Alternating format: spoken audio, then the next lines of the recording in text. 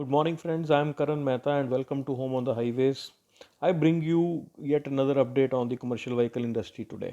इससे पहले कि मैं आज के टॉपिक के बारे में आपसे डिस्कस करूं, I request you please share and subscribe so that you don't miss out on the future updates as well. आज हम बात करेंगे BS6 एमिशन नॉर्म्स के बारे में। क्या है BS6 एमिशन नॉर्म्स, कैसे ये BS4 एमिशन नॉर्म से अलग हैं, इसकी वजह से गाड़ियों के अंदर क्या क्या चेंजेस आने वाले हैं, इस सब के बारे में आज हम डिटेल में बात करेंगे। To start with we just need to understand BS6 technology world wide कहाँ कहाँ पे अवेलेबल है। Most of the developed countries as on today are in BS6 region, be it United States, Japan, Canada, European Union, South Korea, Turkey, and altogether they have migrated from BS4 to BS5 and then to BS6. But हमारे यहाँ पे थोड़ा सा एक change है in India that we are all together skipping the BS5 emission norms and we are directly going to BS6 emission norms. So this is a major change which we are going to experience here in India. अगर अब हम India की journey की बात करें then we started off with BS1 in 2001, जब पहली बार India के अंदर एमिशन नॉर्म्स इम्प्लीमेंट किए गए. Then we shifted to BS2 norms in 2005, BS3 in 2010 and finally BS4 after 7 years from 2010 in 2017. So that has been the journey in India. Looking at the current pollution levels in the country, decide किया गया है कि हम BS5 जो है वो all together we are skipping out and then we are just going on to BS6 for a better green and a greener India. So what is this BS6 all about? BS6 is all about reducing the NOx and the particulate matter over BS4 emission norms. Government has given a clear roadmap to reduce NOx by 88% and 50% reduction in particulate matter over BS4. 88% reduction in NOx in itself is a big achievement. It increases the complexity of the vehicle, but yes, NOx, if we are able to curtail in the silencer, nothing beats it. And this is where the entire technology has gone into.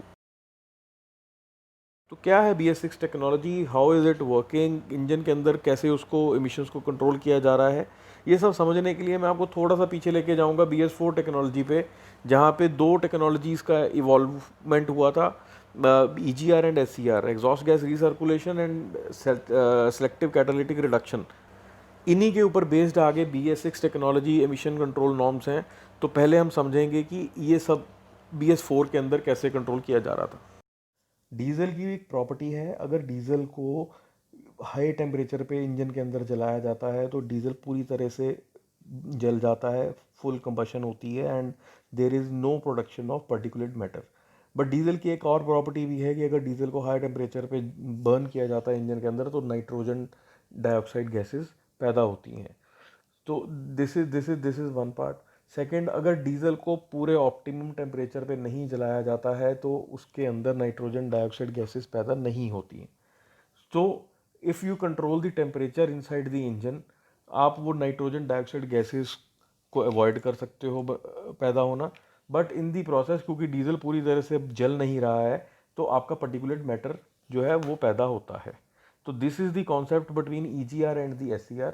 EGR technology के अंदर exhaust gases 5 to 30% of the exhaust gases वापस engine के अंदर डाली जाती हैं, जिसकी वजह से डीजल अंदर जो है वो पूरी तरह से बर्न नहीं होता है, because those 30% of the gases जो हैं वो ऑक्सीजन की जगह ले लेती हैं इन द कंबशन चैम्बर. तो आपका डीजल पूरी तरह से कभी जलता नहीं है और वो एक पर्टिकुलर ऑप्टिमम टेम्परेचर को क्रॉस नहीं करता है, जिसकी वजह से नाइट्रोजन डाइऑक्साइड गैसेस कभी पैदा नहीं होती हैं. But in the process particulate matter जो है वो पैदा होता है और वो निकलता है, जिसको हम साइलेंसर के अंदर से फिर सक करते हैं.